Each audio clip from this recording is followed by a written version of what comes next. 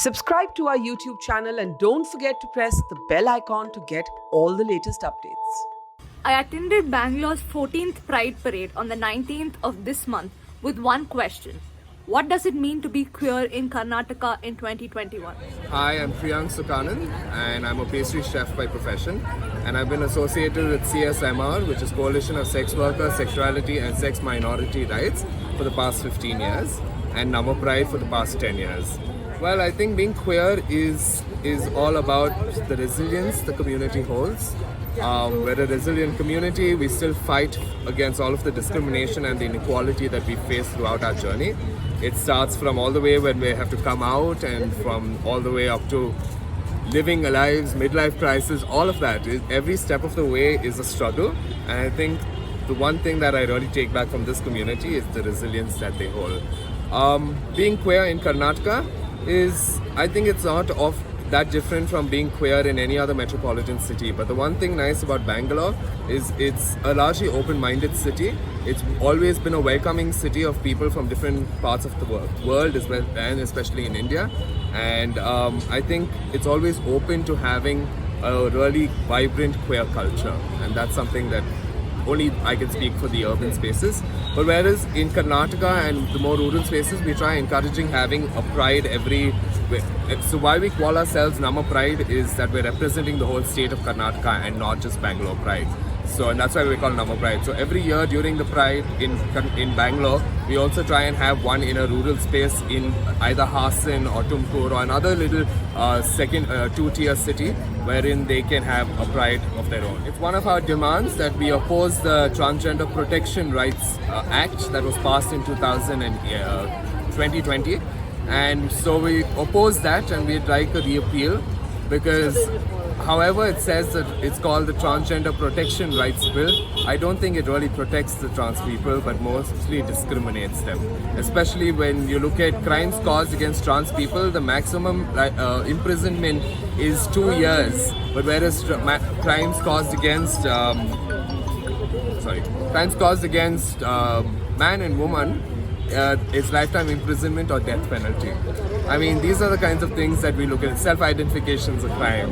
So we really hope for the government of India to really reappeal and bring back the bill into Parliament once again.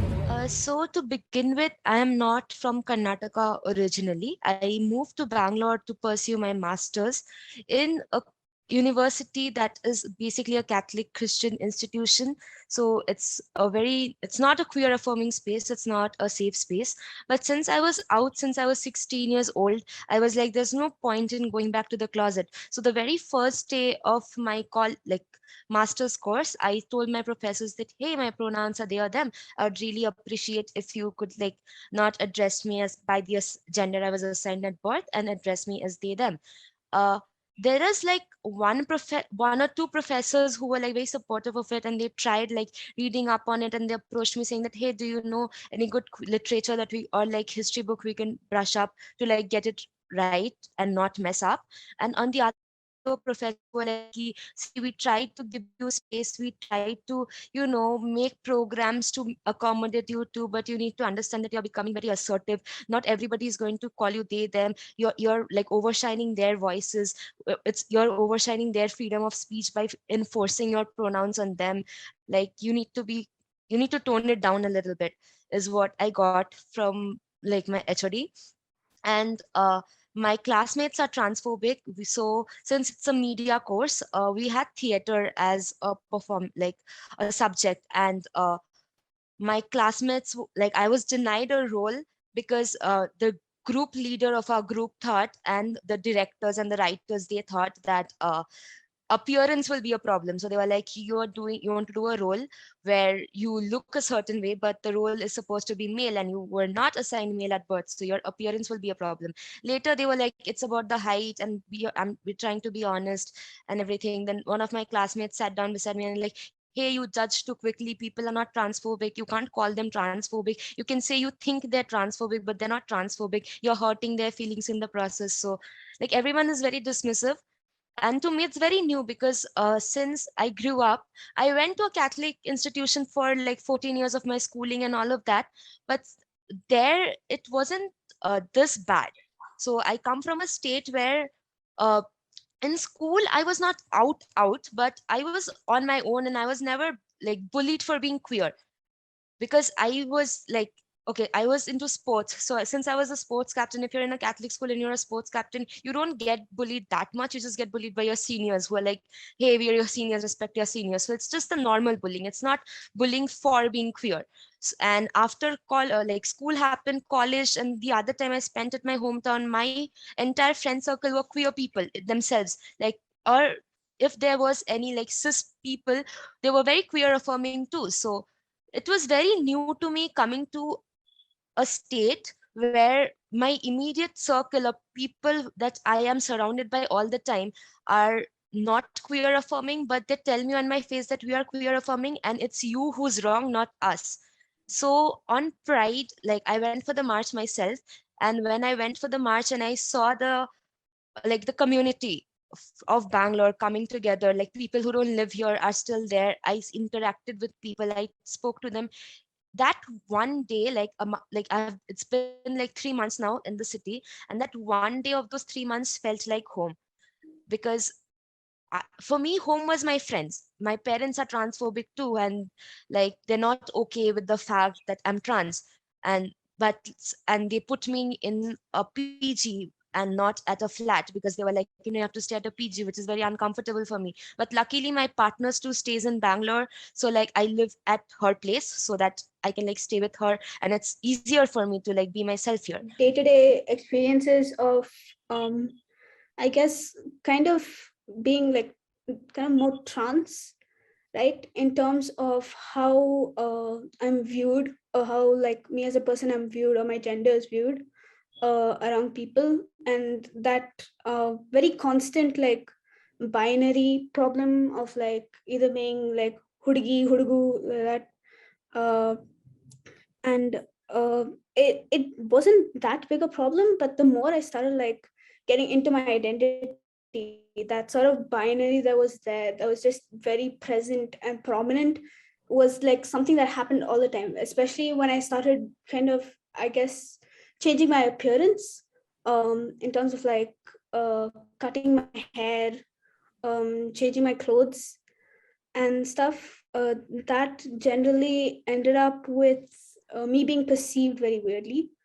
But also, it it also didn't like have any direct affiliation to like me being queer. They didn't see it as me being queer. It was kind of more like, oh, this person's going through like some sort of tomboy phase or something of the sort, rather than this person is openly being queer. And I think to a certain extent I am grateful for that, because that fear of like always being perhaps I don't know, uh not necessarily like harmed is like the farthest I can think, but like maybe like shunned, or at least kind of like looked down upon for being queer, is something that I've had to like live through, at least. For the most part, when I have seen these sorts of, you get these forms for signing up to something, it's like, oh, man, woman, and then you'll have like trans, right? And then when I've like approached someone on like maybe taking that, it's like, oh no, that's generally for like trans women or people in the hijra community and stuff like that, right? And you don't, and that idea is still very prominent, I feel, of like the trans community in India being very much based on the existing trans women that have always been shown in media, maybe through like mockery or like through some sort of like religious perspective.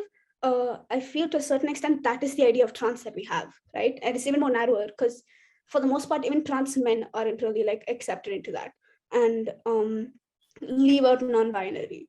So I feel in that sense, in like not even having the option to be anything other than just that, or being a representation of trans, has kind of like restricted in terms of like how I identify myself in spaces of like work or professionalism. Because like even though there may be, for example, in my college, even though there may be like queer clubs which I may be a part of, the actual the actual sort of more important things, such as like my library card, or maybe the sort of admissions number and things of the sort, will always be like with a she or a her or a miss and ma'am and things like that, right? I don't get an option beyond miss, ma'am, or sir. The police was making me feel unsafe. Like the other day in the metro, both me and my girlfriend, we were leaving for work. So and she is also trans herself, right? So when we were at the metro, we wanted to get on the female compartment because it's easier for us and it feels safer. And my girlfriend was dressed in drag that day. So, if you go on to a general compartment dressed in drag, there's high possibility of you getting beaten up. If it's a female compartment, you get screamed at. And then there was the security out there who's like, hey, no, you can't go there. It's only for females, like cis females is what she implied. But she said it's only for females. And that was like, okay, I guess. So ನಾನು mehndi ಆರ್ಟಿಸ್ಟಲ್ಲಿ 80+ awards ತೊಗೊಂಡಿದ್ದೀನಿ. First of all ನಾನು ಮೆಹಂದಿಯಲ್ಲಿ ಅವಾಗೆಲ್ಲ ತುಂಬ ಕೆಲಸ ಮಾಡ್ತಾಯಿದ್ದೆ. ಯಾವಾಗ ನಾನು ಟ್ರಾನ್ಸು ಅಂತಬಿಟ್ಟು ಜನಕ್ಕೆ ಗೊತ್ತಾಯಿತು ನಾನು ಮೆಹಂದಿ ಆಗ್ತಾ ಇರೋಕ್ಕಂಥ ಕೆಲಸ ಹೊರಟೋಯ್ತು. ಈ ಜನರು ಹೆಂಗೆ ನಮ್ಮನ್ನು ನೋಡ್ತಾ ಇದ್ದಾರೆ ಅಂತೇಳಿದ್ರೆ ನಾವೇನೋ ಒಂದು ಪ್ರಾಣಿಗಳು, ಒಂದು ಏಲಿಯನ್ಗಳು, ಒಂದು ವಿಚಿತ್ರವಾಗಿರೋಕ್ಕಂಥದ್ದು ನೋಡ್ತಾ ಇದ್ದಾರೆ. ಆ್ಯಕ್ಚುಲಿ ಬಸ್ಸಲ್ಲಿ ಹೋಗಬೇಕು ಅಂತಂದರೆ ಬಸ್ಸಲ್ಲಿ ಏನಾದರೂ ನಾವು ಹುಡುಗಿಯರ ಪಕ್ಕ ಕೂತ್ಕೊಂಡ ಅಂತೇಳಿದ್ರೆ ಅವ್ರು ಸಡನ್ನಾಗಿ ಎದ್ಬಿಡ್ತಾರೆ. ಹುಡುಗರ ಪಕ್ಕ ಕೂತ್ಕೋಬೇಕು ಅಂತೇಳಿದ್ರೆ ಆ ಸೀಟಲ್ಲಿ ಯಾರೂ ಬರಲ್ಲ. ಲೇಟ್ ನೈಟ್ ಏನಾದರೂ ಮಾಡಬೇಕು ಅಂತಂದರೆ ಎಲ್ಲಾದರೂ ಹೋಗ್ಬಿಟ್ಟು ಒಂದು ಕಡೆ ನಿಂತ್ಕೊತೀವಿ ಅಂತಂದರೆ ಒಂದು ಪೊಲೀಸ್ ಕಾಟ. ಸೊ ಯಾಕೋಸ್ಕರ ಇಲ್ಲಿ ನಿಂತ್ಕೊಂಡಿದ್ದೀರಾ, ಹೋಗಿ ಮನೆಗೆ ಹೋಗಿ. ಜನ ಏನು ಮಾತಾಡ್ತಾರೆ ಅಂತ ಬಿಟ್ಟು ಇಟ್ಕೊಂಬಿಟ್ಟು ನನ್ನ ಮನೆಯಿಂದ ಆಚೆ ಕಳಿಸಿದ್ದಾರೆ. ಓಕೆನಾ? ಜನಕ್ಕೋಸ್ಕರನೇ ನಮ್ಮ ಮನೆಯಲ್ಲಿ ನಾವು ಇವತ್ತು ಭಿಕ್ಷೆ ಬೇಡ್ತಾ ಇರೋದು ಕಾರಣ ಯಾರು ಅಂತ ಹೇಳಿದ್ರೆ ನೀವುಗಳೇ. Unsafe public places, unsafe public transportation, and unsafe public universities, along with the fear for the police. This is the reality of queer people living in Karnataka even today. This is Vaishnavi Suresh, and you're watching Mojo Story. It's great to see you here. Thank you for watching our work. If you haven't subscribed yet, don't forget to click the bell icon and subscribe to Mojo Story and support independent, robust journalism.